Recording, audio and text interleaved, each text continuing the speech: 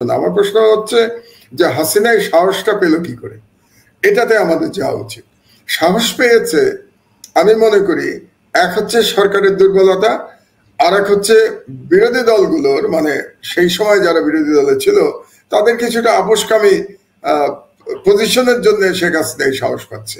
আগে সরকারের দুর্বলতাটা বলি, যেমন ধরুন আজকে আমার বক্তব্যে আমি বলেছি যে যে শেখ হাসিনা যে পরিমাণ জুলুম করেছে বাংলাদেশের উপরে, যে পরিমাণ দুর্নীতি করেছে, সেই সম্পর্কে আলোচনা যেন কমে আসছে। আমার আজকে বক্তব্যের এটাই প্রধান ছিল যে বাঙালি মুসলমান এত তাড়াতাড়ি সবকিছু ভুলে যায়, নিকট অতীত ভুলে যায়। আজকে তো 2 মাস ধরে তো পত্রিকায় প্রতিদিন ছাপা হওয়া উচিত ছিল যে ওই সরকারে কারা কারা দুর্নীতি করেছে, কতগুলো খুন করেছে, কতগুলো গুম করেছে, কাদের গুম করেছে, তাদের ইতিহাস প্রতিদিন পত্রিকার পাতায় আসা উচিত ছিল, হয় নাই। তারপরে সরকারের কতগুলো অ্যাকশন নেওয়া দরকার ছিল। যেমন ধরুন আজকে যে দাবিটা আমি করেছি 7 দফার মধ্যে, যেটা আপনার ওখানে আপনার কনক সরকার আপনার এখানে আজ থেকে 2 মাস আগে আমি করেছি, যে পুতুলের নমিনেশন বাতিল। এখন অনেকে বলার চেষ্টা করে কি জানেন, যে নমিনেশন বাতিল করে তো লাভ নাই, ওয়ার্ল্ড হেলথ অর্গানাইজেশন তো ওর চাকরি চ্যুত করবে না তাকে।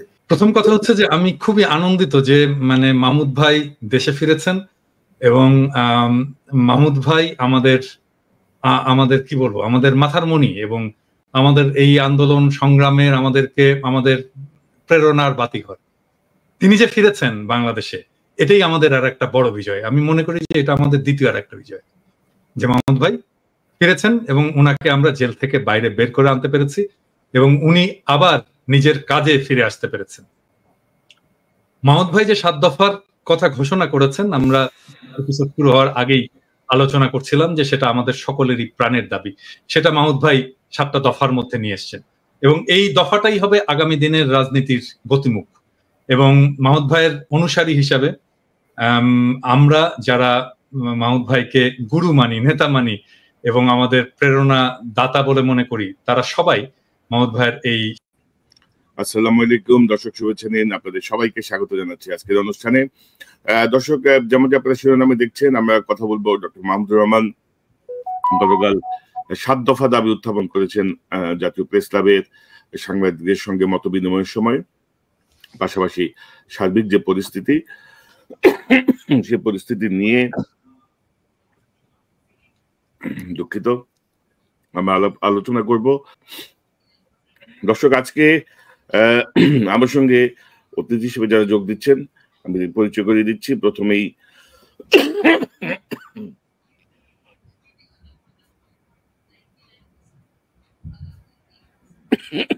দুঃখিত, ঠান্ডা লেগে গেছে। ডক্টর মাহমুদুর রহমান, সদ্য বাংলাদেশে যে তিনি কারামুক্ত হয়েছেন। মাহমুদ ভাই, আপনাকে স্বাগত জানাচ্ছি। ধন্যবাদ।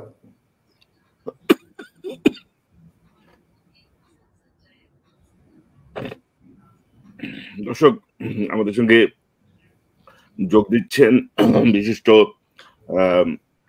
ইউটিউবার, জনপ্রিয় ব্যক্তিত্ব যারা পিনাকি ভট্টাচার্য। পিনাকি দা, আপনাকে স্বাগত জানাচ্ছি। অনেক ধন্যবাদ। দর্শক, আমাদের সঙ্গে যোগ দিচ্ছেন আরেক জনপ্রিয় ব্যক্তি, ইউটিউবার, সাংবাদিক জনাব ইলিয়াস হোসেন। ইলিয়াস, আপনাকে স্বাগত জানাচ্ছি। এবং আমাদের সঙ্গে যোগ দিচ্ছেন বিশিষ্ট সাংবাদিক, কলামিস্ট এবং ইঞ্জিনিয়ার জনাব মিনার রশিদ। মিনার ভাই, আপনাকে স্বাগত জানাচ্ছি। ধন্যবাদ।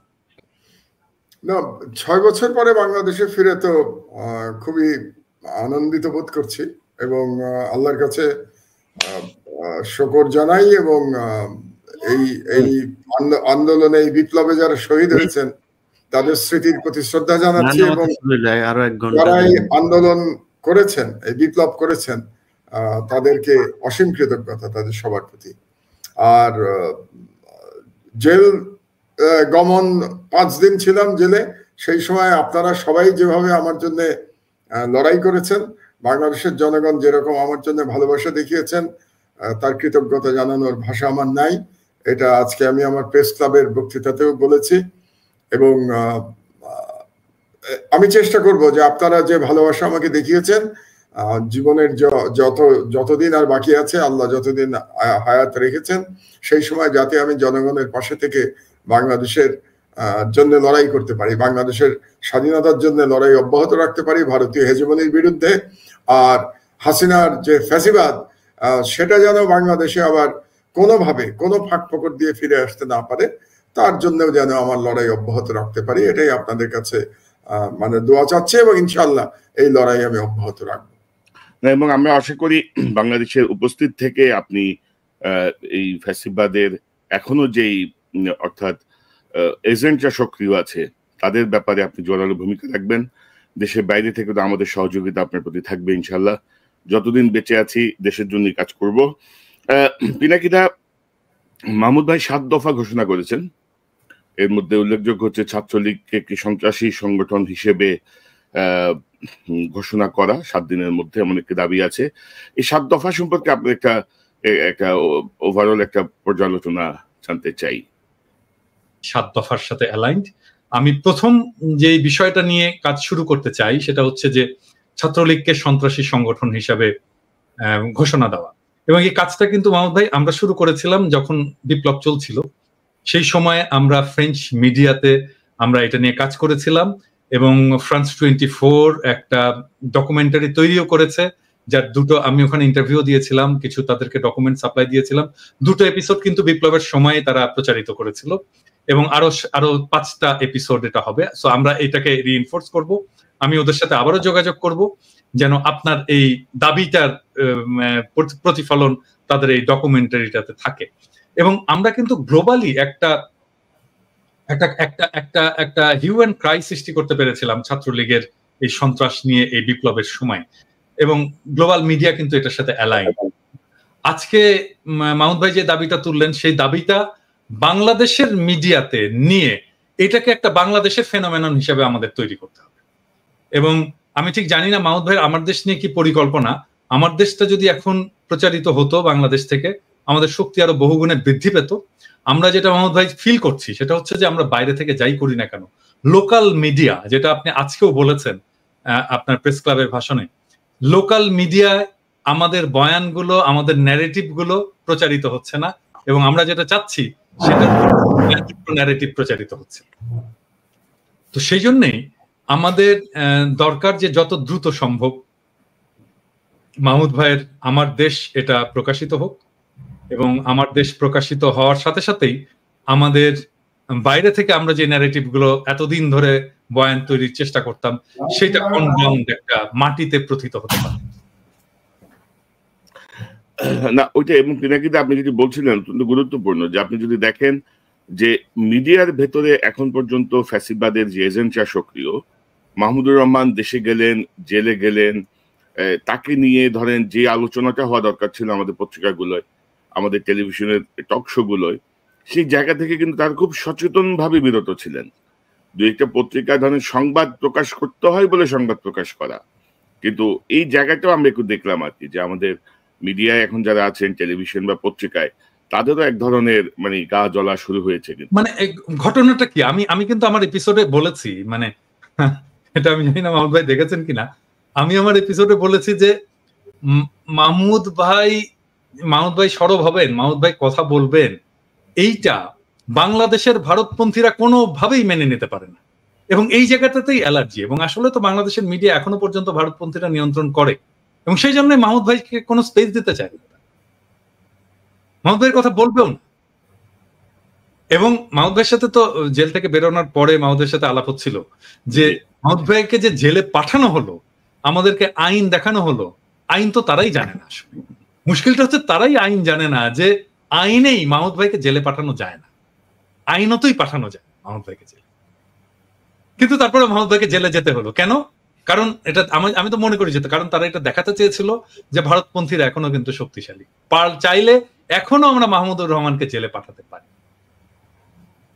আমরা ভাগ্যবান যে আমাদের সাথে বাংলাদেশের জনগণ ছিল, এবং আমরা যে আওয়াজটা তুলেছিলাম সেই আওয়াজটাতে কাজ হয়েছে। একটু দেরি হয়েছে, আমার ধারণা ছিল পরের দিনই মাহমুদ ভাইকে ছেড়ে দেবে, সেটা হয়নি, 4 দিন দেরি হয়েছে। এবং এই 4 দিনটা হচ্ছে আমাদের গ্লানি, এই 4 দিনটাই হচ্ছে আমাদের কম শক্তির নিদর্শন, যে আমরা এখনো ততখানি শক্তিশালী হতে পারিনি যে মাহমুদ ভাইকে আমরা পরের দিনই বের করে নিয়ে আসতে পারবো। রাইট। ইলিয়াস, আপনার কাছ থেকে একটু শুনি, এই যে মাহমুদ ভাই জেলে যাওয়া, মাহমুদ ভাই 7 দফা দাবি বা সার্বিক পরিস্থিতিটা আপনি যদি একটু বলেন আমাদের। আপনি আনমিউট করতে পারেন। জি, আসসালামু আলাইকুম। মাহমুদ ভাইয়ের বিষয়টা বলার আগে, মাহমুদ ভাই তো এখন বেরিয়ে এসছে। মাহমুদ ভাইয়ের আমাদের মানে আমাদের যেই উদ্বেগের জায়গা ছিল সেই জায়গাটা থেকে মাহমুদ ভাই এখন মুক্ত। আমি আবরার ফাহাদকে দিয়ে একটু শুরু করি। আবরার ফাহাদ আমাদের ভারত বিরোধিতার একটা স্তম্ভ। তার ব্যাপারে আমি মনে করি ঢাকা বিশ্ববিদ্যালয় সহ দেশের বিভিন্ন জায়গাগুলোতে আমরা ওই আবরার ফাহাদের ভাস্কর্য কিংবা মূর্তি চাই না, কিন্তু কিছু একটা নেতৃত্বে থাকা উচিত। উনি কাউকে দিক অথবা উনি নিজে থাকুক, মাহমুদ ভাইয়ের হাতেই এটা সংস্কার হইতে হবে। কারণ এই দেশে গণমাধ্যম যখন ক্রাইসিসে ছিল, গণমাধ্যম যখন ভুল পথে যাচ্ছিল সেই গণজাগরণ মঞ্চ থেকে, ওই সময় মাহমুদ ভাই সঠিক পথে ছিলেন। উনি পরীক্ষিত সৈনিক, অতএব ওনারই নেতৃত্ব দেওয়া উচিত যে আমাদের গণমাধ্যম কিভাবে চলবে সেটা। আমার মনে হয় গণমাধ্যম যদি ঠিক করা যায়, কনক ভাই, আমাদের আর কোনো কিছু কোনো দিকে তাকাইতে হবে না। সো সেটাই আমাদের এখন মূল দাবি। সেটার জন্য যা যা করা প্রয়োজন আমরা করতে চাই এবং আমি সেটার সাথে আছি। না, ধন্যবাদ ইলিয়াস। সরি কনক, আমি মাহমুদ ভাইয়ের কাছে খুব ইন্টারেস্টিং মনে হলো ইয়ের প্রপোজালটা, ইলিয়াসের প্রপোজালটা। মাহমুদ ভাই, আমার দেশ নিয়ে কি কোনো টেলিভিশন করার ইচ্ছা আছে? এই মুহূর্তে টেলিভিশনের কথা আমি এখনো চিন্তা করি নাই পিনাকি। তবে আমার দেশ পত্রিকা আজকে আমি ঘোষণা দিয়েছি প্রেস ক্লাবে, ইনশাআল্লাহ যত দ্রুত সম্ভব আমি বের করবার চেষ্টা করব। কিন্তু সেখানে সমস্যা যেগুলো আছে সেগুলো দূর হতেও সময় লাগছে। কারণ মনে রাখতে হবে পিনাকি যে বাংলাদেশের গণমাধ্যম সেই স্বাধীনতার পরবর্তী সময় থেকেই ভারতীয় হেজেমনির যারা ধারক বাহক বাংলাদেশে, তাদের নিয়ন্ত্রণে, সম্পূর্ণভাবে তাদের নিয়ন্ত্রণে। তারা কোনোভাবেই চায় না যে তারা যে একটা বয়ান তৈরি করেছে বাংলাদেশকে ভারতের অধীনস্থ রাখবার জন্য, বিভিন্ন বয়ান, যেমন জঙ্গিবাদের বয়ান আছে, আরো নানা প্রকার বয়ান, যেটা মুক্তিযুদ্ধের চেতনা, এক্স্যাক্টলি আমি ওটা বলতে যাচ্ছিলাম যে এই বয়ানগুলো মিলে যেটা করেছে তার বিপরীতে কোনো বয়ান তৈরি হোক বাংলাদেশের জনগণের সপক্ষে যেটা যাবে, বাংলাদেশের স্বাধীনতার সপক্ষে যেটা যাবে, সেটাকে তারা প্রতিহত করবার চেষ্টা করে যাবে। কাজেই আমার দেশ তৈরি বের করার জন্য যে সরকারি বাধাগুলো আছে সেগুলো নিয়ে আমি সরকারের যারা গণ্যমান্য ব্যক্তিত্ব বা শক্তিশালী মানুষ, তাদের সাথে কিছু আলাপ আলোচনা হয়েছে। তারা আমাকে কথা দিয়েছেন যে আগামী 1 সপ্তাহের মধ্যে নাকি সরকারি বাধাগুলো তারা অতিক্রম করে ফেলবেন বা বাধাগুলো শেষ করে দেবেন। তার মধ্যে মেইনলি 2টো বাধা ছিল। একটা ছিল যে বিগত ফ্যাসিস্ট সরকার আমার দেশকে যে বন্ধ করে রেখেছে, এবং আমি যেটার প্রকাশক এবং সম্পাদক সেটার উপরে একটা তারা নিষেধাজ্ঞা জারি করেছে, ওটার থেকে নতুন করে আমাকে প্রকাশক এবং সম্পাদক হিসেবে, আপনি জানেন যে ডিসির কাছ থেকে একটা পারমিশন লাগে। তো সেই পারমিশনটা আজকে বেশ অনেকদিন ধরে আমরা চেষ্টা করছিলাম, আগাচ্ছিল না। তা আজকে শুনতে পেয়েছি যে তার বেশ কিছু অগ্রগতি হয়েছে, এটা একটা। দ্বিতীয় হলো, আমার নামে যে আইসিটির 57 ধারার প্রথম মামলা কিন্তু আমার নামে করা হয়েছিল, এবং ওই মামলার 2টো ভাগ আছে। একটা ভাগ হচ্ছে যে আইসিটির ভাগ, মানে যেটা তথ্য প্রযুক্তি আইনে মামলা, আর একটা ওখান থেকে আবার একটা মামলার একটা লেজ বেরিয়েছে, সেই লেজটা আরো ভয়ানক, সেটা রাষ্ট্রদ্রোহ মামলা। তো আমার বিরুদ্ধে 2টো মামলা আছে। তো ওই 2টো মামলার বেসিসেই কিন্তু আজকে 11 বছর ধরে এই প্রেসটাকে আলামত হিসেবে আটকে রেখেছে পুলিশ। তো এটাকে ছেড়ে দিতে হবে, এটা না পেলে তো আমি প্রেসটা কাজ করতে পারছি না, অফিস করতে পারছি না। তো এই সমস্ত কাজগুলো এই সরকারের যারা রেলিভেন্ট মিনিস্ট্রি আছে তারা বলেছে আমাকে আগামী 1 সপ্তাহের মধ্যে তারা এগুলো সম্পন্ন করে দেবে। আর ইতিমধ্যে আমি ওই ব্যাংকের সাথে কথা বলছি, কারণ ওয়ার্কিং ক্যাপিটাল লাগবে, আপনারা জানেন যে পত্রিকা চালাতে যা যা লাগে। তো আমি একটা ধারণা করছি আগামী মাস 2-1-এর মধ্যে আমার দেশ পত্রিকাটা আমরা চালু করতে পারবো, প্রিন্ট মিডিয়া। এবং তার সাথে আপনি জানেন যে আজকাল প্রিন্ট মিডিয়া মানেই তো ডিজিটাল মিডিয়া, এটা তো এখন আর শুধু ওই আগের মতো শুধু কাগজে সীমাবদ্ধ নাই। তো সেগুলো কিছুটা তো মানে সেমি টেলিভিশন চলেই আসে, কারণ এগুলোর বিভিন্ন নিউজের আপনার দিতে হয়, বিভিন্ন নিউজের অনলাইনে করতে হয়। তো ওগুলো করতে হবে। আর টেলিভিশনটা অবস্থা বুঝে করতে হবে, টাকা পয়সার প্রয়োজন আছে, কাজে সেগুলো খুব সহজ হবে না। তবে আমার ইচ্ছা আছে। আর একটা জিনিস আমি যেটা বলে রাখতে চাই, যে ইলিয়াস যেটা বললো যে আসলে সরকারকে আমাদের যাওয়ার কোনো প্রয়োজন নাই, বা কমিশনের কে প্রধান হলো এটা গুরুত্বপূর্ণ না। গুরুত্বপূর্ণ হলো যে আমরা বাইরে থেকে কতটা চাপ সৃষ্টি করতে পারছি। কারণ এই যে ফ্যাসিবাদ বিরোধী আন্দোলনে আমরা বাইরে থেকে ডায়াসপোরা যে ধরনের চাপ সৃষ্টি করেছিল এটা অভূতপূর্ব। যেভাবে বিশেষত ইলিয়াস এবং আপনি, মানে পিনাকিকে বলছি, যে পিনাকি এবং ইলিয়াস রেমিটেন্সের ব্যাপারে যেভাবে আপনারা কাজ করেছেন, কিংবা ইন্ডিয়া বয়কটে আপনারা যেভাবে কাজ করেছেন, এবং সেটাতে যেভাবে সাড়া দিয়েছে বাংলাদেশের জনগণ, আমাদের শক্তির জায়গা ওইটাই যে বাংলাদেশের জনগণ কিন্তু আমাদের সঙ্গে আছে। এটা একটা বিশাল শক্তির জায়গা। পিনাকি, ইলিয়াস, আপনারা যখন বাংলাদেশে আসতে পারবেন, আপনারা আসলে দেখবেন কি কি কি গভীর ভালোবাসা আপনাদের জন্য বাংলাদেশের জনগণের, বিশেষত আপনাদের দুজনের জন্য, কনকের জন্য। আপনারা সব স্টার বাংলাদেশে। তো এটা একটা আমাদের বড় শক্তি, এবং এই জন্য আমি মনে করি যে আমরা যদি বাইরে থেকে চাপ সৃষ্টি করতে পারি তাহলে এই মিডিয়াকে রিফর্ম করা সম্ভব। তার জন্য সরকারে যাওয়ার কোনো প্রয়োজন নেই। যেমন ধরুন আজকে যে আমি 7 দফা দিয়েছি, আমি কি হিসাবে দিলাম 7 দফা? আমি তো কোনো রাজনৈতিক নেতা নাই, রাজনৈতিক কোনো দলের সাথে আমার সম্পর্ক নাই। প্রথম আলোর ভাষায় আমি কোনো বিশিষ্ট ব্যক্তি নই। আমি বলেছি আমি বাংলাদেশের একজন সিনিয়র সিটিজেন, আমি এই ফ্যাসিবাদ বিরোধী আন্দোলনের একজন সামান্য সৈনিক। সুতরাং সেই অধিকারে আমি আজকে 7 দফা দাবি দিয়েছি। তো কাজেই আমরা সবাই মিলে, আমরা যে 5 জন এখানে আছি, এবং আমাদের সঙ্গে আরো যারা মিডিয়ার কর্মী আছেন, সোশ্যাল মিডিয়ার কর্মী কিংবা মেইন স্ট্রিম মিডিয়ার কর্মী যারা আছেন, তারা যদি আমাদের সঙ্গে থাকেন, আমরা সরকারে থাকলাম কি থাকলাম না এটা গুরুত্বপূর্ণ না। এবং আমি মনে করি এই সরকারকে সঠিক পথে রাখার, যদি জনগণ আমাদেরকে সমর্থন করে।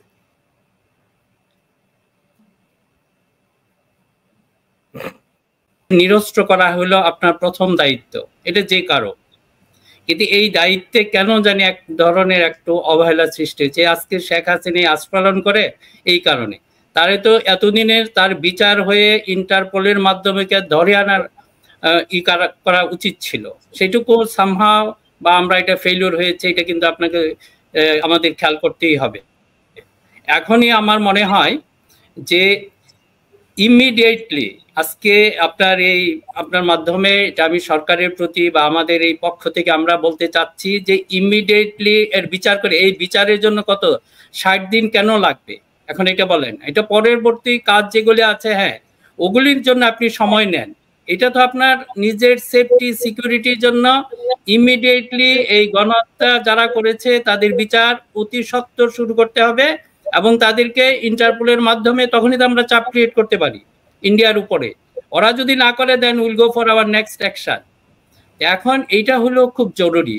আমরা যদি এটা না করি, ডক্টর মোহাম্মদ ইউনূস সহ আপনি যেটা বলেছেন, আপনি ছাত্রদের বলেছেন যে রিসেট বাটন, এটা প্রেস করে দিয়েছে। এখন রিসেট বাটন, আপনার কথার সাথে কাজের কিছু সামঞ্জস্য থাকতে হবে। এটা যদি না হয় তাহলে বোঝা যাচ্ছে যে আপনার নিয়ন্ত্রণ নাই, এই সুযোগই নিচ্ছে। শুধু আমরা যদি এটা হালকাভাবে উড়িয়ে দেই সেটাও ঠিক হবে না। এই দুর্বলতাগুলিকে কিন্তু আর অ্যাটাক করবে। আপনি শত্রুর হাতে এখনো কিন্তু ছুরি রয়ে গেছে।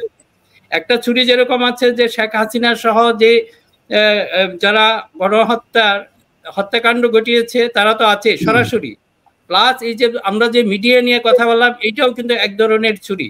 এখন দেখেন, যদি আমরা 1/11 কি দেখেছি, আগের সরকারে কিভাবে, মাই গড, আপনারা যদি একটু খেয়াল রাখেন, মানে কেয়ামত করে ফেলছে।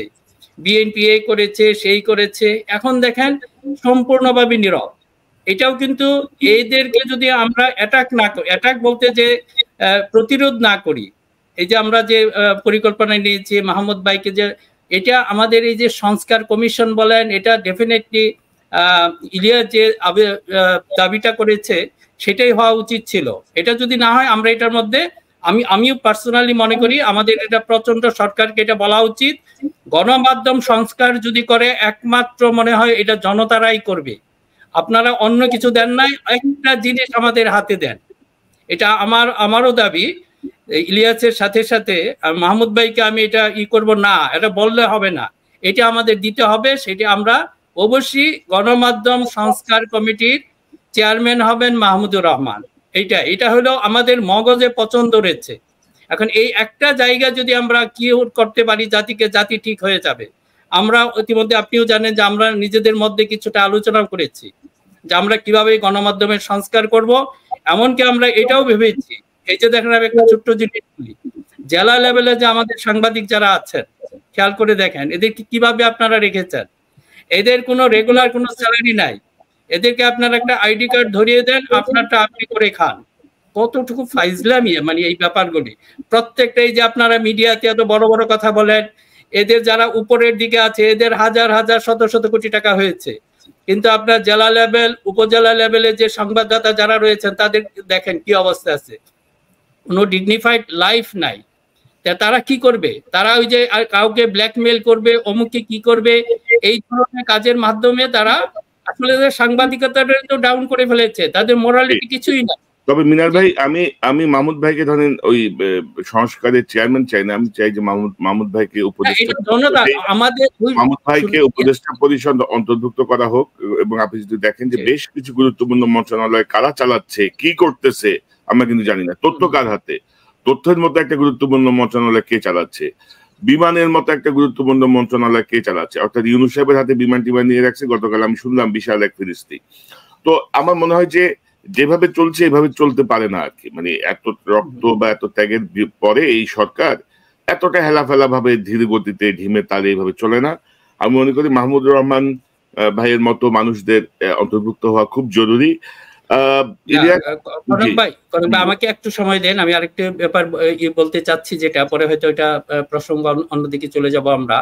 এই যে মনে করেন যে এই যে আমরা শত্রুর হাতে যে অস্ত্রটা, আপনি হয়তো জানেন পিনাকিদা আজকে জানিয়েছে, যেটা আপনাকেও জানিয়েছে, যে আপনাদের পিনাকিদাকে রেড তালিকায় রেখেছে, মানে তাদের যে, আর আপনারা দুইজন হলেন ইয়েলো। এই সাহসটা পেয়েছে কিভাবে? এটা আমাদের ভিতরে, আমাদের যাই হোক, তারা যেভাবে পিনাকিদা সুন্দর একটা কথা বলে যে তুমি যদি ডালে ডালে চলো আমরা চলি পাতায় পাতা, ডেফিনেটলি আমরা সেটা পেয়ে গেছি। আর এখন এটা কখনোই সম্ভব না। এই যখন মাহমুদুর রহমান ভাইকে যেটা আপনার চুয়ান্নাগায় অ্যাটাক করলেন, তখন আমি ওনাকে বলেছিলাম যে আসলে আমার খুব খারাপ লেগেছিল সেই দিন, যে এইটা মাহমুদ ভাই বসে বসে আপনি মার খাবেন না, প্লিজ আপনি বেরিয়ে আসেন, যে দেশে বাইরে আসলে অন্তত কিছু করতে পারবেন। কাজে ওই সময় যে আমাদের অসহায়ত্ব ছিল, এই যে আপনাদেরকে আজকে যে হুমকি দিয়েছে, সেই সময় আমাদের নাই। আমাদের এরকম অবস্থায় একজনকে যদি ধরেন, আমরা শুধু জানিয়ে দিলাম, আমরা এখানে যারা দেখছেন তারা কেউ মরণকে ভয় পায় না। মরণকে ভয় পেলে আমরা এইভাবে কথা বলতে পারতাম না। এখন যদি কারো কিছু হয় আমরা প্রতিঘাত অবশ্যই করব। আমাদের যদি এই যে আধিপত্যবাদ বিরোধী শক্তির যারা লিডিং এ আছেন, ইন্টেলেকচুয়াল লিডিং বা পলিটিক্যাল লিডিং, আর ফার্দার যদি কোনো কিছু হয় আমরা আর কাউকে করব না। আপনাদের যত ভাবে আছে আমাদের সমস্ত শক্তি নিয়ে লাগবো। এবং আপনাদেরকে দেখিয়ে দিয়েছি মাহমুদুর রহমান ভাই যে যখন জেলখানায় ছিলেন, এইবার আমরা জানি তেমন কিছু হবে না, কিন্তু তারপর আমরা যে শুরু করেছি তারা এটা বাধ্য হয়েছে আমাদের এইগুলি মানতে। কাজে আমরা জানি আমাদের শক্তিটা কোন জায়গায়। আরেকটা যে জিনিস, এই যে আপনারা বললেন আমাদের বাচ্চারা, এরা আমাদের দেখিয়ে দিয়েছে আমাদের শক্তি কোন জায়গায়। একজনকে আপনার গুলি করে মেরে ফেলেন, আরেকজন পাশ থেকে দাঁড়িয়ে যায়, এইটাই আমাদের শক্তি। কাজে এটা মনে করেন না যারা এই সমস্ত ষড়যন্ত্রে এখনো মেতে আছেন যে কাকে কিভাবে আপনারা কি করবেন, যে দুনিয়া থেকে সরিয়ে দেবেন, সেটা ভয় আমরা পাই না। বরং এই কাজ যদি করেন আপনারা আরো বিপদে পড়বেন। আমি সেটা বলি, আমরা আর এখন সেই দুর্বল নই। জি জি মিনার ভাই, আপনাকে ধন্যবাদ। ইলিয়াস, এই যে শেখ হাসিনার এই যে হুমকি, কি মনে করেন আপনি? মানে সে এখনো দুঃস্বপ্ন দেখে, সে এখনো দেখছে? আপনি আনমিউট করেন। শেখ হাসিনার হুমকিটার আমি যদি শুরু থেকে বলি, এর যে মানে পিনাকিদার ভাষায় খাটাল রানীর যে অভিনয়, এই ওর অস্কার সহ যতই আন্তর্জাতিক পুরস্কার আছে ওর সব দেওয়া উচিত। আপনি শুরুটা দেখেন, শুরুটাতে সে বলছে যে ছাত্রলীগের যেই ছেলে, আমি শুরু থেকে শুনলাম, সে বলছে যে আপা আমি হচ্ছে এই তার পরিচয় দিল পুরা। আচ্ছা, তারপরে সে বলল যে আমি অনেক আগে থেকে আপনার সাথে কথা বলবো মনে করছি, কথা বলা হয়নি। মানে দেশে থাকতে সে সুযোগ পায় না কথা বলতে, ইন্ডিয়াতে যাওয়ার পরে শেখ হাসিনার নাম্বার সে পেয়ে গিয়েছে। এটা পুরো জিনিসটা একটা সাজানো নাটক। অতএব তারপরে গিয়ে সে কথা বলছে যখন আপা আমরা এই করা দরকার, আরে সে যদি নিজে থেকে ফোন দিয়ে এই করে থাকে, শেখ হাসিনা তাকে এইভাবে বলবে না এইসব পাকনামো বন্ধ করো, এগুলি এখন পাকনামি বলুন। মানে তার সাথে তার সম্পর্কটা খুবই ভালো, মৃণাল কান্তির মতো খুব ভালো সম্পর্ক তার সাথে এই শেখ হাসিনা। তো যেই কারণেই সে যা মনে চায় তাই বলছে, শেখ হাসিনা ওইটাকে এনজয় করছে, ছাত্রলীগ নেতাও এনজয় করছে। আর সব শেষ যেটা সেটা হচ্ছে যে বাংলাদেশের মানুষের না ধরেন একটা বিশাল সমস্যা আছে ভাই, এটা না বলে পারছি না। আমি এই ছাত্র আন্দোলনে যারা জীবন দিয়েছে তাদের প্রতি সম্মান রেখে বলছে, এই মানুষের ভীষণ সাহস দেখেছি। একটা শ্রেণী আছে যে সুশীল শ্রেণী, এই সুশীল মার্কা আর হচ্ছে মধ্যবিত্ত কিছু একটা ইয়ে আছে, এবং আরেকটা হচ্ছে ওই যে ওই কি বলে, কি যেন একটা বলে যে ওই আমরা পলিটিক্স পছন্দ করি না, কি যেন একটা আই হেট পলিটিক্স, এটা খুব ফ্যাশন করে তারা বলে। এখন এই শ্রেণীগুলো এরা মানে ভয়ের আগে এরা মারা যায়, মানে ভয় দেখানোর আগেই এরা মারা যায়। এদের শেখ হাসিনা এটা বলার পরে ভাই কি, আমি ভাই অন্তত 10 জনের কথা শুনেছি এরকম, এবং খুব গুরুত্বপূর্ণ লোকজন, ভাই কি অবস্থা আসলে কি, ইলিয়াস ভাই বলো তো একটু কি হয়েছে, কি ঘটনা। আরে ভাই কি হয়েছে, কারণ মাহমুদ ভাই আমি ওনার ওই দিনের এইটা দেখেছি, আমি এখন আমার চোখে ভাসে কুষ্টিয়াতে যে ঘটনা, ওনার শরীরে রক্ত, পুরো শরীর রক্ত। মাহমুদ ভাই মানে একা যেভাবে মানে ভাষণ দিচ্ছে, মানে এটা হইতে হবে, মানে একজন মানুষের যদি মিনিমাম ন্যূনতম ঈমান থাকে, তার এই সাহসটুকু অন্তত মুসলমান হিসেবে তার থাকা উচিত যে ভাই ছাত্ররা বাংলাদেশটা স্বাধীন করে দিয়েছে, এদেশের মানুষ রক্ত দিয়েছে, এখনো এত ভয় পাইতে হবে।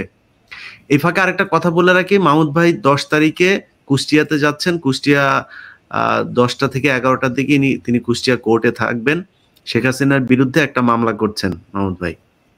সো আমি এরই মধ্যে চুয়াডাঙ্গা কুষ্টিয়াতে অনেককেই বলেছি, আমাদের অনুষ্ঠান আজকে যারা দেখবেন তাদেরকেও অনুরোধ করা থাকলো যে ওই দিন আপনারা আদালত প্রাঙ্গণে থাকবেন। মাহমুদ ভাইকে উনি যদিও আমাকে এটা বলেন নাই, তারপরও আমি আপনাদেরকে বলছি যে ওনাকে সম্মান দেখানোর জন্য আপনারা সেখানে থাকবেন, ওনাকে রিসিভ করবেন। তো এখন ধরেন শেখ হাসিনা সেখানে বলল যে আমি 1 মাসের মধ্যে এই করে দিব, আমার কথা একজন আবার আমার এই কথাটা বলছে, খুব বড় এক সাংবাদিক, বলছে ইলিয়াস উনি শুনছে, উনি যে বলছে যে 1 মাসের মধ্যে যে চলে আসবে, এবং উনি কিন্তু বলতেছে যে আমি যেটা বলি সেটা আমি করি, এটাতে নাকি সে খুব ভয় পাইছে। তো আমি তারে ঠিক এইভাবেই বলছি, আমি বলছি ভাই শেখ হাসিনার জীবনে কোনোদিন যেটা বলে সেটা সে করে নাই। সে সেই 86-তে নির্বাচনে সে বলছে যে যেই নির্বাচনে যাবে সে হলো জাতীয় বেঈমান, তারপরে আবার নির্বাচনে গেল, পরের দিন এরশাদের সাথে লং ড্রাইভে যায়, তারপরে মৃণাল কান্তির সাথে কথা দিয়েছে সেই কথা তিনি রাখেন নাই, ওয়াজেদ মিয়ার সাথে বিয়ে করেছেন, ওয়াজেদ মিয়ার সাথেও তিনি সেই কথা রাখেন না। কারণ ওয়াজেদ মিয়া দ্য গার্ডিয়ানে যে বক্তব্য, যে সাক্ষাৎকার দিয়েছেন, সেই সাক্ষাৎকার যদি আপনি পড়েন তাহলে দেখেন ওয়াজেদ মিয়া তার প্রতি কত পরিমাণে বিরক্ত ছিল, এবং শেষ বছরগুলোতে, বছর না শেষ যুগে একটা শেষ শেখ মানে ওয়াজেদ মিয়া মারা যাওয়ার আগের একটা যুগ তাদের সাথে কোনো সম্পর্ক ছিল না।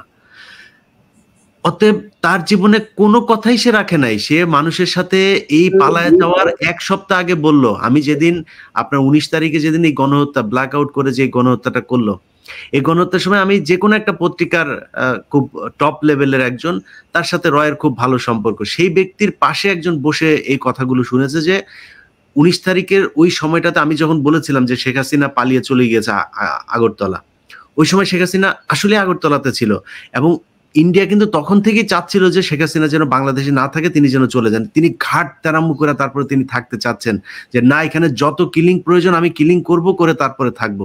শেষ পর্যন্ত তাকে যেতেই হয়েছে। কিন্তু আসার পরে আমি এক ভিডিওতে বললাম যে সে পালিয়ে গিয়েছিল, এসেই সে ভিডিওতে বক্তব্য দিল শেখ হাসিনা পালায় না, হ্যাঁ আমরা পালাই না কোনোদিন।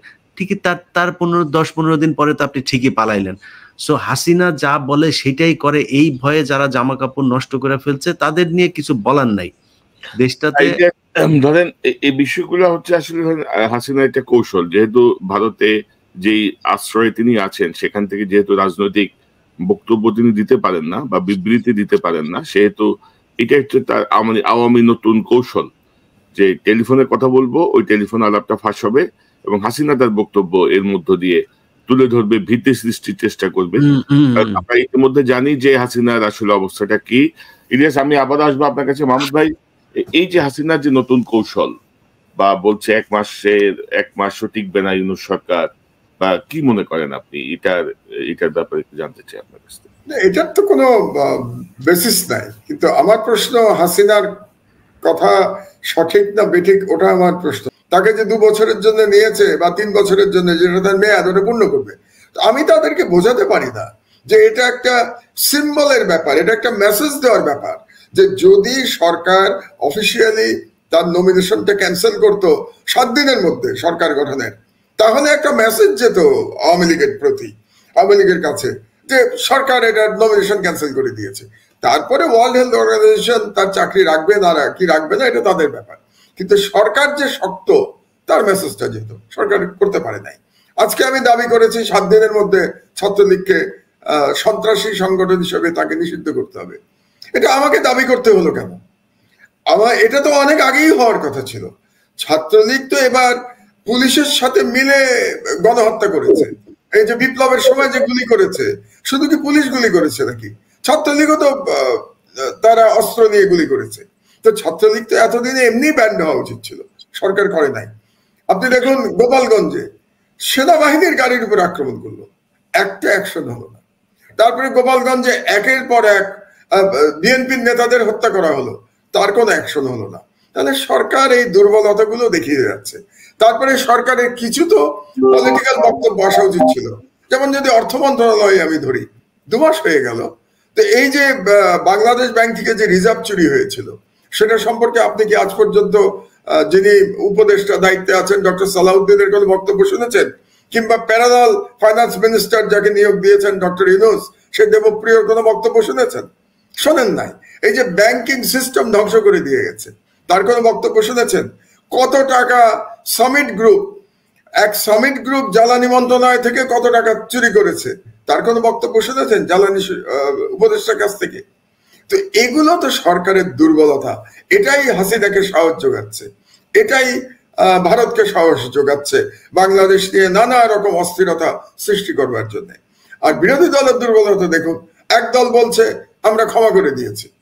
আরে বিচার হলো না, আপনি ক্ষমা করে দিচ্ছেন, মানে কি এটা? আর এক দল বলছে যে না, আওয়ামী লীগকে ব্যান করা উচিত হবে না। কেন উচিত হবে না আওয়ামী লীগকে ব্যান করা? আপনি বলছেন কেন ব্যান করা উচিত হবে না? তাহলে কি আওয়ামী লীগের জন্য কি আপনি ব্রিফ নিয়েছেন? তাহলে প্রধান বিরোধী দলগুলো যদি এই ধরনের মিক্স সিগন্যাল দিতে থাকে, তাহলে তো আওয়ামী লীগ এক ধরনের, তারা মনে করবে না আমাদের শক্তি তো আছে, সরকারও দুর্বল। এদিকে প্রধান 2 বিরোধী দল, তারা এক দল বলে যে আমরা মাফ করে দিয়েছি, আর এক দল বলে না আওয়ামী লীগকে ব্যান করা উচিত হবে না। তাহলে তো আওয়ামী লীগের পক্ষে সবাই আছে। তো এই যে সম্মিলিত ভাবে যে রাজনৈতিক দুর্বলতা দেখাচ্ছেন, এর কারণেই ভারত এবং হাসিনা এই সাহস করতে পেরেছে। এই সাহস কিন্তু 60 দিনের মধ্যে করার কোনো কারণ ছিল না। হাসিনার এই কথাকে আমি কোনো মূল্য দিচ্ছি না, কিন্তু এই সাহসটা করবে কেন হাসিনা ফোন করার সাহস করবে কি করে? বাংলাদেশের মানুষের যে পরিমাণ ঘৃণা শেখ হাসিনার প্রতি, যে পরিমাণ অন্যায় শেখ হাসিনা করে গেছে, তারপরে সে আবার বলবে যে 1 মাসের বেশি এই সরকার টিকবে না, এটা বলার সাহস পায় কোত্থেকে হাসিনা? এবং তার মধ্যেও ভারতে বসে সব কথা বলছে। তো আমাদের সরকারের প্রতিবাদ কোথায়? যে সরকারের পররাষ্ট্র মন্ত্রণালয় থেকে তাদের নিয়ে প্রতিবাদ করা উচিত ছিল, কিংবা বলা উচিত ছিল তাকে তোমরা ফেরত দিয়ে দাও, আমরা তার বিচার করবো বাংলাদেশে। যে কথাটা বললো, ইন্টারপোলে যাওয়া উচিত ছিল। তো আপনি বলেন, তার উপরে সেনাবাহিনী থেকে বলা হলো 600 কতজনকে তারা আশ্রয় দিয়েছিল, তাদের তালিকা আজ পর্যন্ত আমরা জানি না, এবং তারা কোথায় আজ পর্যন্ত জানি না। আর এতগুলো লোক ইন্ডিয়াতে চলে গেল কি করে? আমরা কিছুদিন আগে মিডিয়াতে দেখলাম যে খুনি হোম মিনিস্টার সেও নাকি কলকাতায় চলে গেছে। তো তাদেরকে কারা যেতে দিল? পুলিশ অফিসার যেগুলো খুন করেছে, বিপ্লব, হারুন, এদের কারো খবর নাই, এরা কোথায়? তাহলে সব মিলে এক ধরনের দুর্বলতা আওয়ামী লীগের প্রতি দেখাচ্ছে। তার উপরে যে মিডিয়া এখনই আবার নতুন করে এক ধরনের ন্যারেটিভ তৈরি করার চেষ্টা করছে, যাতে করে আবার ফ্যাসিবাদ প্রতিষ্ঠা করা যায়। তো সব মিলে হাসিনা যে কাজটা করছে, এর সাহস আমরা যোগাচ্ছি। কাজেই এর বিরুদ্ধে আমাদেরই রুখে দাঁড়াতে হবে। আমার মনে হয় যে এ বিষয়ে আমাদের আরেকটু সতর্ক থাকতে হবে, এবং আমরা মানে খুব আনন্দিত হয়ে আমরা যেন মনে না করি যে আমাদের লড়াই করা শেষ হয়ে গেছে। আমরা লড়াইয়ের একটা পর্যায়ে পার হয়েছি, এটা দীর্ঘ লড়াই। এবং আরেকটা কথা বলে রাখি, আপনি বারে বারে আপনারা বলছিলেন যে আমি মিডিয়া সংস্কারের দায়িত্ব দিব, কিংবা আপনি বলছিলেন সরকারে যাওয়া উচিত। এটা একেবারে ভুলে যান। সরকারের কোনো পর্যায়ে কোন সরকারের আমলে আমি আর কোনোদিন সরকারে ফিরে যাব না। পরিষ্কার করে আপনাদেরকে বলে দিচ্ছি, আমার লড়াই মিডিয়া নিয়ে। আমার ব্র্যান্ড হলো আমার দেশ, এবং আমার দেশ এবং সোশ্যাল মিডিয়া, এটাই আমার শক্তি। জনগণ আমার শক্তি, এবং বাকি জীবন আপনাদেরকে নিয়ে আমি লড়াই করব, জনগণকে নিয়ে লড়াই করব। সেখানে ব্র্যান্ড হবে শুধুমাত্র আমার দেশ। ধন্যবাদ। তবে মাহমুদ ভাই, আমার মনে হয় যে এটা আপনি বিবেচনায় রাখা উচিত, কারণ আমাদের তো দাবি আছে। যেমন আমরা চাই যে আপনি সরকারে যান, আমরা চাই যে পিনাকি ভট্টাচার্য সরকারে যাক। অর্থাৎ ডাইনামিক লোক, যারা কিছু দিতে পারবে, যাদের কিছু দেওয়ার ভাবনা আছে, যারা এই বিপ্লবের চেতনাকে ধারণ করে, এসব লোক দরকার। গত 60 দিনে আমরা তো দেখলাম, মানে আর্মিতে ওয়াকার সাহেব স্থানু হয়ে বসে আছে, ওনার কোনো কাজ নাই, কাউকে বদলায়ও না, পরিবর্তন করে না, রুটিন কিছু দুই একটা চেঞ্জ করে সব মানে ফ্যাসিবাদী রয়্যাল এজেন্ট সব বসানোর আশেপাশে। ইউনূস সাহেব, ওনার সাথে যারা আছে, কেউ পলিথিন নিয়ে কাজ করতেছে, কেউ বলে যে ছাত্রদেরকে যে পলিথিন ধরতে হবে, কেউ বলতেছে হর্ন বাজানো যাবে না। মানে মূল জায়গাগুলো খুবই অবহেলিত। তো পিনাকি ভট্টাচার্য, আপনি আপনার তারা আছে আমি জানি, আমরা আরো 2-3টা প্রসঙ্গ আলোচনা করতে চাচ্ছিলাম, আমি রেস করে দিই, আপনি একসাথে আলোচনা করেন। প্রথম কথা হচ্ছে হাসিনার এই বক্তব্যটা। দ্বিতীয় কথা হচ্ছে, আপনি জানেন যে আপনি, আমি, ইলিয়াস, আমাদেরকে থ্রেট দেওয়া হয়েছে। আপনি রেড ফ্ল্যাগে আছেন, আমরা দুজন ইয়েলো ফ্ল্যাগে আছি। এই দুইটা বিষয় নিয়ে একটু কথা বলতে চাই। পাশাপাশি আমি দুটো সংবাদ দেখাতে চাই। এটা একটা নতুন ট্রেন্ড আমি লক্ষ্য করতেছি গত 2 দিন ধরে। মানে আরেকটা জিনিস দেখেন, যে এই যে ইন্ডিয়া এতদিন ধরে হাসিনাকে সমর্থন দিয়ে রাখলো, টিকায় রাখলো, এবং হাসিনাকে এখন আশ্রয় দিয়ে রাখলো, ইন্ডিয়া কোনো চাপ অনুভব করছে? কোনো কেউ কিছু প্রশ্ন করেছে, জিজ্ঞেস করেছে? ইন্ডিয়া উল্টা তার ন্যারেটিভ তৈরি করতেছে। আর ইন্ডিয়ার টকশো গুলোতে বাংলাদেশ নিয়ে সমস্ত আলোচনা, বাংলাদেশকে নিয়ে সমস্ত ডেমোনাইজ করার সমস্ত খবরাখবর, এটা ইন্ডিয়ান চ্যানেলগুলো চলেই যাচ্ছে। আমরা কিচ্ছু বলতে পারছি না, আমরা চুপ করে আছি, অ্যাজ ইফ ওরাই ভিকটিম, আমরাই ওদের সাথে সমস্যা করছি। উল্টা আমরা যে ভিকটিম, আমরা যে ভারতের কারণে এতদিন 15 বছর ধরে আমরা অধিকারহীন থাকলাম, 15 বছর ধরে আমরা গণতন্ত্রহীন থাকলাম। এমনকি চিফ প্রসিকিউটর বলছে না যে বিদেশি লোক এসে এখানে প্রমাণ পাওয়া গেছে যারা গুলি চালাইছে? তো এই ইন্ডিয়ান লোক তো ছিল এখানে, যাদের কথা আমরা শুনছি। আমরা অনেকে বিশ্বাস করতে চাইনি, আমি নিজেও বিশ্বাস করতে চাইনি, কিন্তু এখন তো বিশ্বাস না করে কোনো উপায় নেই। চিফ প্রসিকিউটর বলছে যে ইন্ডিয়ান লোক ছিল এখানে, ইন্ডিয়ান বলেনি, বলছে বিদেশি লোক থাকার প্রমাণ পাওয়া গেছে যারা গুলি করছে। এত কিছু করলো সমস্ত ইন্ডিয়ান ইয়ের মন্ত্রীরা, হাসিনার মন্ত্রীরা সব, যে ইন্ডিয়ায় সব আশ্রয় নিচ্ছে, ইন্ডিয়ার কোনো চাপ নাই। হ্যাঁ, বিন্দাস আছে ওরা, একদম মজায় ওরা বাংলাদেশ বিরোধী প্রচারণা চালায় যাচ্ছে। আমরা কিছু বলতে, ইন্ডিয়া কেন চাপ অনুভব করে না? কেন প্রফেসর ইউনূসের সরকার কিচ্ছু বলে না ইন্ডিয়াকে? এটার জন্য আশকারতা পাইছি। 2 নাম্বার হচ্ছে যে দেখেন, ওই যে হুমকি টুমকি, এটা নিয়ে আমি তো বলছি যে দেখেন, I have lived my life. আমি আপনাদের চেয়ে অনেক সিনিয়র। আমার প্রথম আশঙ্কা হচ্ছে যে আপনাদের 2 জনকে নিয়ে, কনক এবং ইলিয়াস, এবং আমি দেশবাসীকে বলি যে কনক এবং ইলিয়াসের জন্য দোয়া করবেন যেন ওরা নিরাপদে থাকে। আর সত্যিকার অর্থে যদি এদের 2 জনের, এবং আমি মাহমুদ ভাইকে নিয়ে সবসময় আশঙ্কায় থাকি, মাহমুদ ভাই দেশে গেছেন, আমি চাই ওনার নিরাপত্তাটা যেন নিশ্চিত করা হয়, এবং মাহমুদ ভাইকে যারা পছন্দ করেন তারা নিজে থেকে মাহমুদ ভাইয়ের কিভাবে নিরাপত্তা নিশ্চিত করতে হবে, মাহমুদ ভাই যেখানে যাবেন সেখানে সাথে থাকা, এই সব কিছু নিশ্চিত করার কাজটা আমাদেরকেই করতে হবে।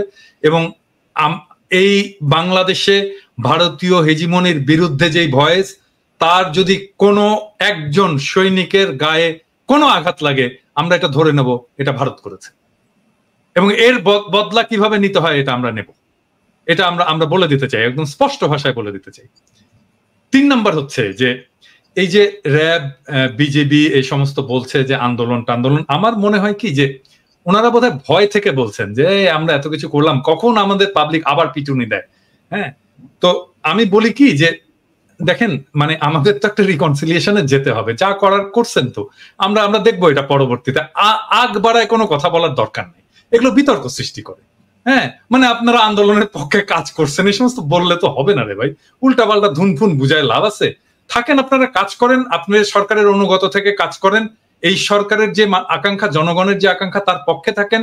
ফ্যাসিবাদের দোসরদেরকে আমরা সমাজ থেকে উৎখাত করার কাজে আমার হাত লাগান, আপনাদের কোনো সমস্যা নাই, আমরা আছি আপনাদের সাথে। এবং আপনারা তো ভাই আমাদেরই ভাই, ব্রাদার, আত্মীয় স্বজন, এই সমস্ত না। এই আমি সেদিন একটা এপিসোড করছি, মাহমুদ ভাই ওদের দেখছেন কিনা জানি না, ওই যে পুলিশের ছেলে তাই যে মারা গেছে, ওই যে কয়টা গুলি একজনকে মারতে কতগুলো গুলি লাগে স্যার। তো পুলিশের ছেলেও তো মারা গেছে রে ভাই, আমাদেরই ছেলে। হ্যাঁ, বাস করবো এবং এক সম্প্রদায়ের বিপদে আমরা আর এক সম্প্রদায় সেখানে এগিয়ে যাব তাদেরকে রক্ষা করবার জন্য। এবং সেই প্রসঙ্গেই আমি বলেছি অতি ইসলামিস্ট হওয়া যাবে না।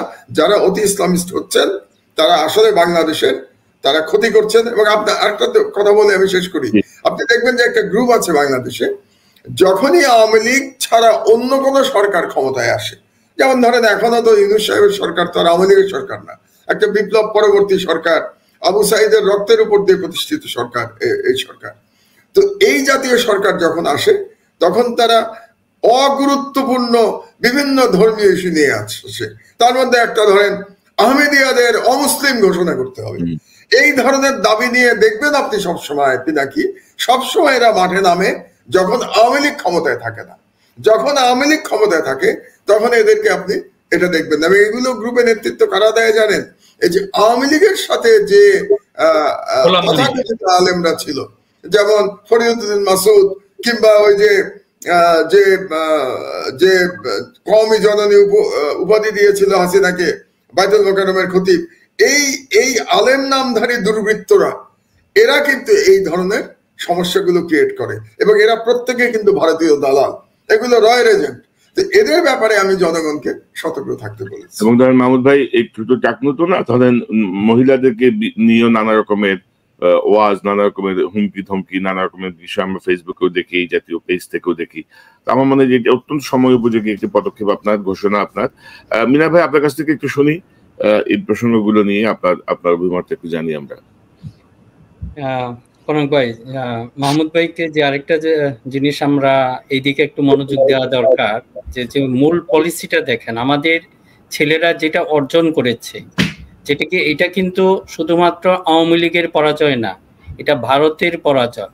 আমরা কেন জানি এই জায়গা থেকে সরে আসতেছি অনেকটা, বিশেষ করে আমাদের যারা নেতৃত্বে আছেন বর্তমান সরকারে হোক বা বিরোধী দলে যারা আছেন, এক ধরনের কেমন জানি একটু ওদের সাথে তোয়াজ করে চলা, ওই জায়গায় ওনারা চলে গেছেন।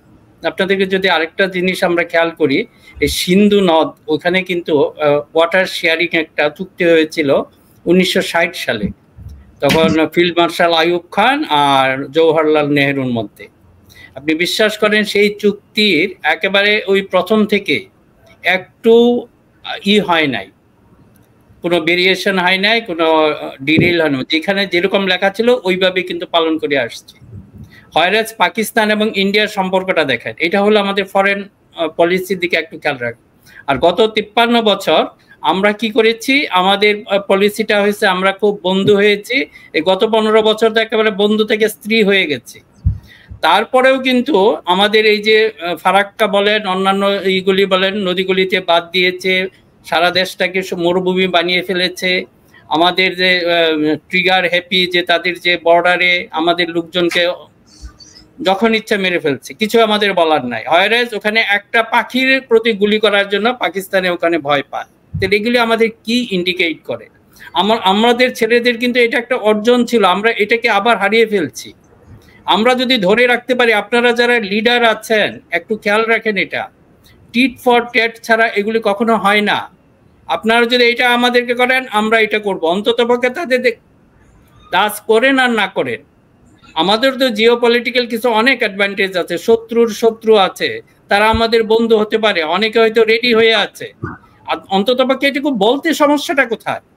আমার তো যেটা হয়েছে বিশেষভাবে আমাদের যে বিরোধী দল যারা আছেন পলিটিক্যাল ক্ষেত্রে, আপনারা আসলে আপনাদের এটা সোজা করেন, এটা আমাদের বাচ্চা ছেলেরা দেখিয়ে দিয়েছে। আরেকটা সবচেয়ে সমস্যা হলো, আমরা মনে হয় নিজের জীবনকে বেশি ভয় পাই। যারা ভয় পান তারা রাজনীতিতে আসেন না, যারা জীবনকে দিতে প্রস্তুত দেশের জন্য তারাই আসেন রাজনীতিতে। আপনাদের কি কে বলছে আপনারা এখানে আসেন? আমরা তো বলছি না। যারা ওরকম সাহস আছে তারাই আসবে। হ্যাঁ, আমি যেরকম শহীদ প্রেসিডেন্ট জিয়াউর রহমান, উনি জানতেন ওনার কি হবে, তারপরে কিন্তু উনি ছাড়েন নাই, ওটার সেই জন্য ওনাকে মরতে হয়েছে, ওনাকে শহীদ হতে হয়েছে, উনি কম্প্রোমাইজ করেন নাই। কাজে এখানে রাজনীতি করবে সে শহীদ প্রেসিডেন্ট জিয়াউর রহমানের উত্তরসূরিরা। এখানে কোনো বুকবাদী মানুষ, ভীতু মানুষ, কি বলবো যে দুর্নীতিগ্রস্ত মানুষ আপনারা রাজনীতি করতে পারবেন না। এখন আমাদের সেটাই হলো, আমাদের যেভাবে প্রতিবাদ করতে হবে। চোর আমার হোক, আমার চোর হলে বলতে হবে সেটা চোর, এবং এই ধরনের রাজনীতি শুরু করতে হবে। আর আপনাদের প্রতি আল্লাহর ওয়াস্তে যেটা বলছি, আমাদের এই যে শহীদদের রক্তের প্রতি বেইমানি করবেন না। এরা কিসের জন্য? 15 বছরের একটা বাচ্চা, যেভাবে ওই যে পিরাকিদার একটা অনুষ্ঠানে দেখলাম যে আপনি দেখেন 7-8 পৃষ্ঠা সে একটা চিঠি লিখে গিয়েছে তার বাবার প্রতি বা মাকে উদ্দেশ্য করে। ওখানে ওগুলি পড়লে আসলে কান্না আসে। আপনারা এই চিঠিগুলো একটু পড়েন, আর আপনারা যদি না পারেন, আপনাদের কে বলছে ওখানে থাকতে, আপনারা চলে যান। আমরা তো বলছি আপনারা যদি করতে চান করেন। আমাদের ফরেন পলিসি এগুলি কোনো আবেগে বা এগুলি ইলশামাস এইগুলি দিয়ে আসলে ফরেন পলিসি হয় না। ফরেন পলিসির জন্য আপনাকে একটু সুদৃঢ় হতে হবে। আর এখানে যে মাহমুদ ভাই আজকে ওনার 6 নম্বর পয়েন্টের জন্য ইটস ভেরি ইম্পর্টেন্ট।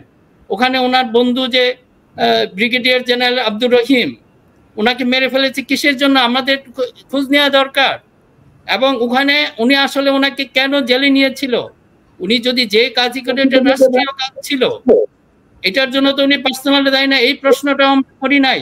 এবং কারা তাকে ওখানে তার মামলার সাথে যে জড়িত যে ক্রিমিনালগুলি, এদের তো বিচার হওয়া উচিত। এটা খুবই ইম্পর্টেন্ট। এটাতে যদি হাত না দেয় আমাদের রাষ্ট্রের অস্তিত্ব থাকবে না। কাজেই আপনাদের এই সাহসটা আমাদের ছেলেরা দিয়ে গেছে ওদের জীবনের বিনিময়ে। কাজে ফর গড সেক আল্লাহর ওয়াস্তে বলি, ওদের রক্তের সাথে বেইমানি করেন না। আপনার যদি সাহস না হয় জায়গা ছেড়ে দেন। যাদের সাহস হবে, যারা জীবন দিতে প্রস্তুত, কয়েকজন মানুষ শুধু রাষ্ট্রের ওই জায়গায় চলে যান এবং ওরকম একটা হুমকি দেন। ওরা দিলে হ্যাঁ আমরা করবো, আমরা মরবো। যারা এটা করতে পারবে তারাই ওখানে থাকেন। জি মিনা ভাই আপনার সাথে আমিও একমত। এবং ধরেন আমি আবারও বলবো, ডক্টর মাহমুদুর রহমান দেশে আছেন, পিনাকি ভট্টাচার্য, আপনি, আমাদের ইলিয়াস, আপনাদের যাওয়া উচিত হচ্ছে ধরেন উপদেষ্টা পরিষদে। আপনারা চালাতে পারবেন, আপনারা সেই চেতনাকে ধারণ করেন, আপনারা সেই অভিজ্ঞতা রাখেন, আপনারা সেই কি বলবো ফোর্সটা আপনাদের মনে আছে। মানে গত 60 দিনের যে অগ্রগতি, এটা আসলে কোনো অগ্রগতিই না। মানে এখানে কিছুই হয়নি বলা চলে আর কি, কিছুই হয়নি। তো এইটার জন্য কোনো ক্ষমতার লোভের জন্য না। আপনি আমাদেরকে বলছেন আমাদের প্রয়োজন নাই, কিন্তু এখানে যদি বাচ্চা ছেলেও হয়, সাহসীগুলি নেন। সাহস দরকার, নিজের জীবন দিতে প্রস্তুত থাকেন। ওইরকম জায়গা থেকে যদি একবার বলে দেন আমি আমার জীবন দিতে প্রস্তুত, ইন্ডিয়া ঠিক হয়ে যাবে। ওরা জানে কি করতে হবে। আপনাদের দুর্বলতার জন্য এরা সুযোগ পাচ্ছে। আমি সমস্ত বিরোধী দলকেই বলছি, আপনারা একটু সাবধানে কথা বলেন। আপনারা যদি না পারেন প্লিজ কথা বললেন না। এগুলি বার্নিং ইনসাইড, আমাদের ভিতরে এগুলি জ্বলছে, যে ছেলেগুলি জীবন দিয়েছে, আর আপনারা সামান্য একটু কথা এগুলি বলতে পারেন না। জি ইলিয়াস আপনার কাছ থেকে একটু শুনি। আবার বলবো, একটু বলেন আপনার একটা। যাই হোক, মানে আমরা এতক্ষণ ধরে যে আলোচনা শুনলাম, যারা আমাদের আলোচনাগুলো শুনলেন, আপনারা সবাই বুঝতে পারছেন যে আলোচনার মূল কেন্দ্র একটাই, সেটা হচ্ছে আমাদের আন্দোলন আসলে শেষ হয় নাই। আন্দোলনের প্রাথমিক একটা পর্যায়ে পার করেছি আমরা, এবং এটা শেষ করতে হলে এখনো আরো অনেক লম্বা সময় আমাদের হাঁটতে হবে। তো সেই সংগ্রামে আমরা যেই কথাগুলো বলছি, যে গণমাধ্যম মানে আপনি মনে করবেন না যে আমি সাংবাদিক না, আমার বোধহয় গণমাধ্যমের উপরে কোনো দায়বদ্ধতা নাই, বা গণমাধ্যমের কোনো খারাপ কোনো পারফরমেন্স যেটা, সেটার জন্য আমাকে সাফার করতে হবে না। সো এটার খারাপ ভালো যেটাই হোক, সেটার সুফল কুফল সেটা বাংলাদেশের জনগণকে পেতে হবে।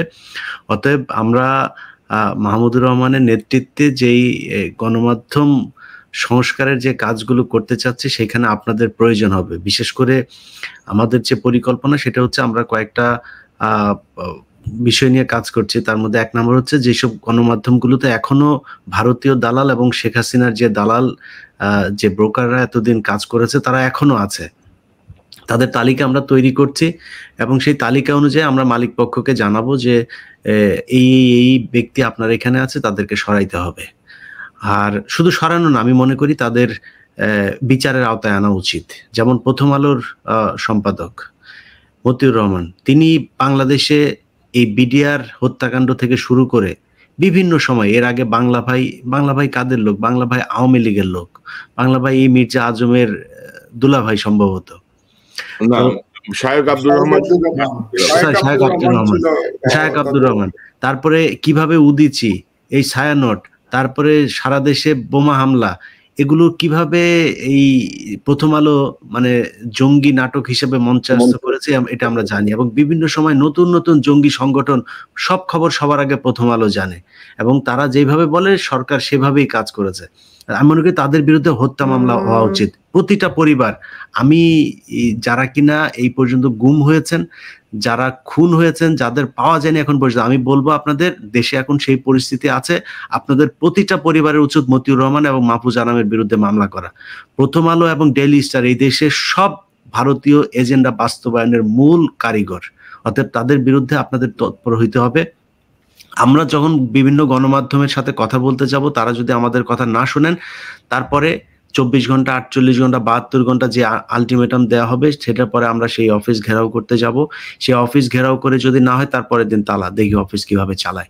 এটার জন্য যতটুকু বল প্রয়োগ করা প্রয়োজন, সেটার জন্য আপনাদের প্রয়োজন হবে। আপনারা আশা করি আমাদের সাথে থাকবেন, কারণ এই বিপ্লব যদি সফল না হয়, তাহলে আপনাদেরকে মাথায় রাখতে হবে, শেখ হাসিনা কালকে যে কথাগুলো বলেছে, সেই কথাগুলো আমরা আমলে নিচ্ছি না, কিন্তু এটা যদি সে করতে পারে, তার নিজের হাতে মানুষ জবাই করেছে, সেই অভিযোগও উঠেছে তার বিরুদ্ধে আগের বার, এবার সে তার চাইতে আরো ভয়ঙ্কর কাজ করবে। এটা মাথায় রেখে তারপরে আপনাদেরকে সিদ্ধান্ত নিতে হবে। অতএব দায়িত্বটা সবার, এই দেশটাও সবার, আপনাদেরকে সেই দায়িত্ব ঠিক মতো পালন করতে হবে। ধন্যবাদ ইলিয়াস। মাহমুদ ভাই, এই শেষ প্রসঙ্গ নিয়ে আপনার একটা মন্তব্য নিয়ে শেষ করি। শুধু মিডিয়ার দিকে আপনি দায়িত্ব নিতে যাচ্ছেন বাংলাদেশে, আমার মনে হয় যে আমি আপনাকে অতিরিক্ত আরেকটা দায়িত্বের ব্যাপারে অনুরোধ করব। আমি গতকাল সংবাদপত্রে দেখছিলাম যে আন্দোলনে যারা আহত হয়েছেন, যারা নিহত হয়েছেন, সেসব পরিবারকে 3 মাস অন্তর সাহায্য দেওয়া হবে, এরকম একটা মানে দান খয়রাতি পদ্ধতির দিকে যাচ্ছে ইউনূস সরকার। তো আমার মনে হয় যে যারা প্রাণ দিয়েছেন, যারা লড়াই করেছেন, তারা আমাদের বীর, তাদেরকে অসম্মান করার কোনো অধিকার কারো নাই।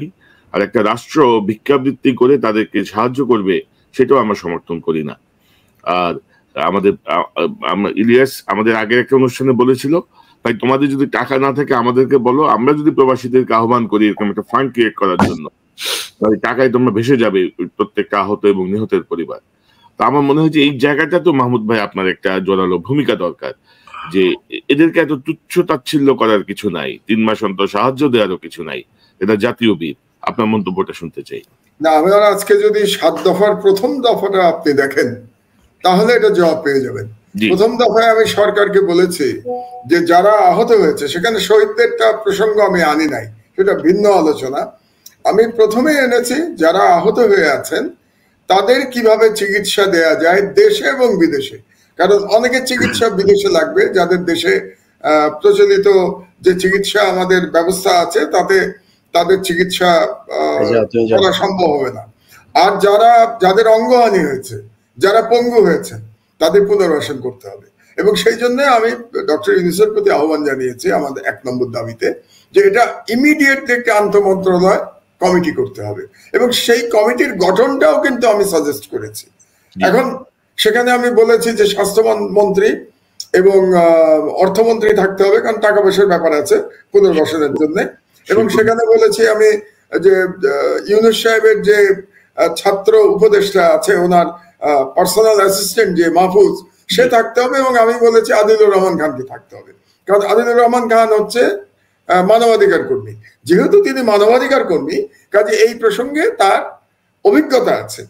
এই 4 জন মিলে একটা কমিটি করে প্ল্যানিংটা করতে হবে যে এদেরকে কিভাবে আমরা করব। এখানে 3 মাসের রেশন দেওয়ার এটা তো প্রস্তাবই অবমাননাকর, এই প্রস্তাব তো আপনি করতে পারেন না।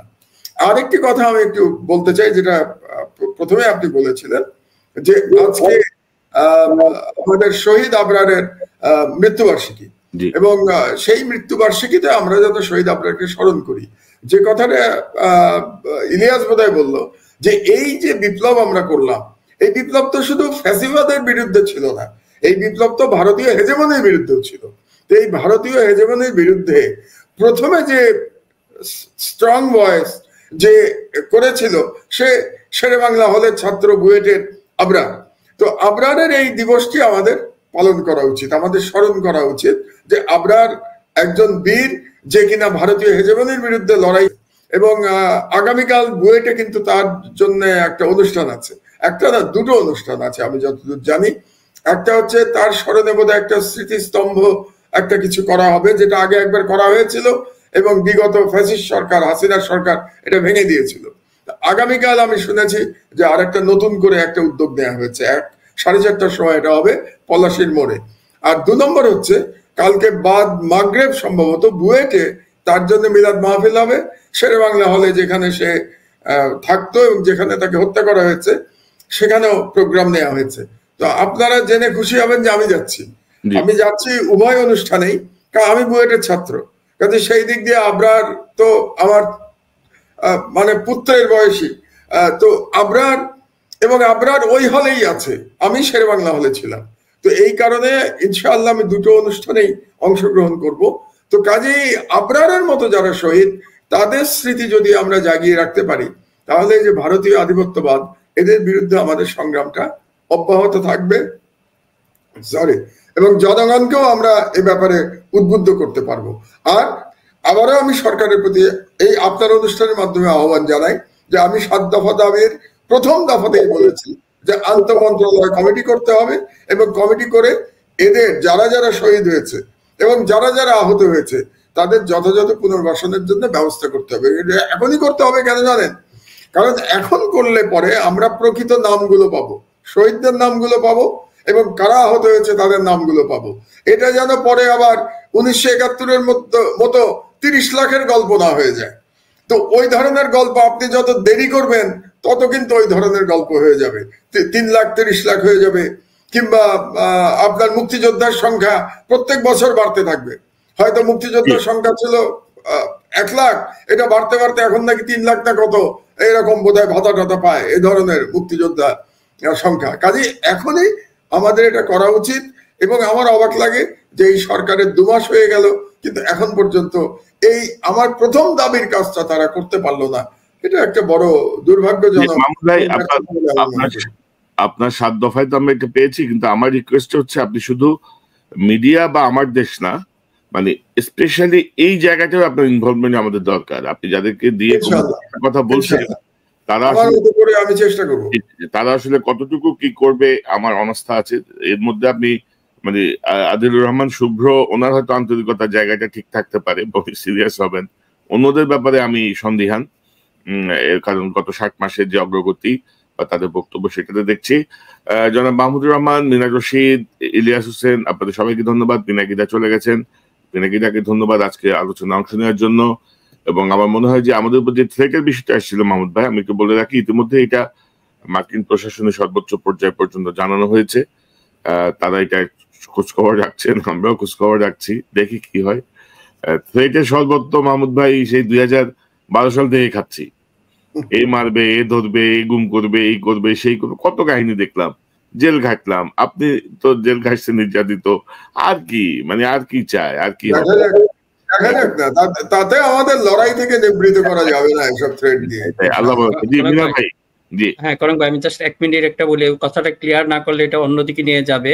কারণ মাহমুদুর রহমান উনার নেতৃত্বে আমরা এমন কিছু করব না যে আবার ফেসিবাদের মতো অনেকে সেটা দেখতে পারবে। যে আমরা ধরুন প্রথম আলো সহ যে সংবাদ মাধ্যমগুলি আমরা বলেছি যে আমরা যে কাজগুলি করব, আমরা কিন্তু যেন ওরা যেরকম যে আমার দেশকে বন্ধ করে দিয়েছে, নয়াদিগন্ত টিভিকে বন্ধ, আমরা ওরকম চাই না।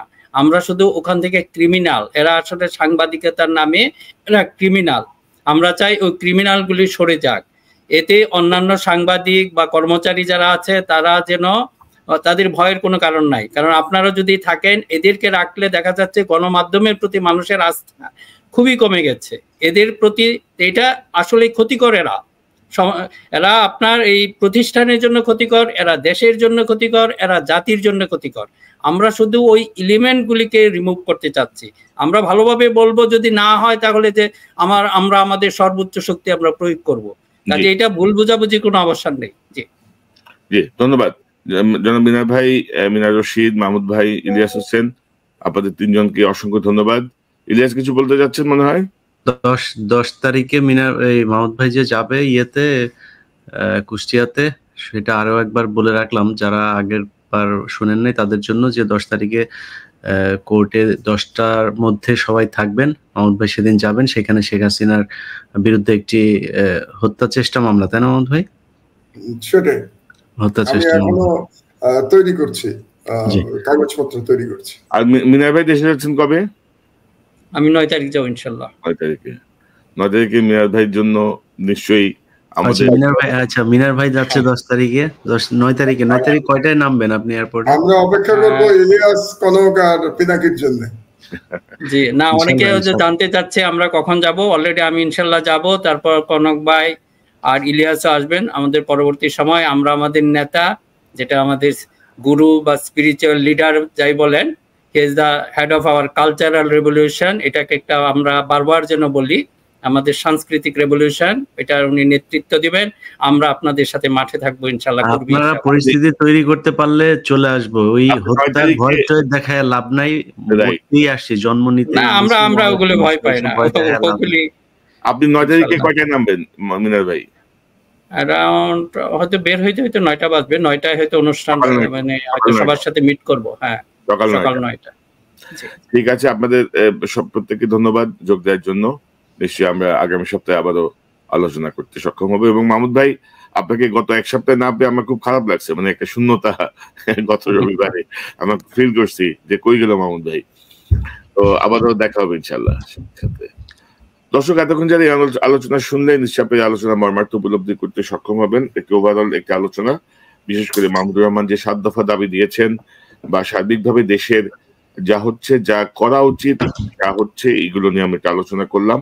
পাশাপাশি আমাদের হুমকির প্রসঙ্গটি আপনারা এনেছেন। আমি শেষ করতে চাই এই বিষয়টি নিয়ে, আমার জন্ম যখন হয়েছে তখন থেকে আমার মৃত্যু নির্ধারিত, আর নানা ধরনের চাপ, নানা ধরনের প্রতিকূলতা মোকাবেলা করে আমরা এই পর্যন্ত কাজ করছি। আমি বলেন, ইলিয়াস বলেন, পিনাকিদা বলেন, মাহমুদ ভাই, মিনার রশিদ, প্রত্যেকেই আমরা।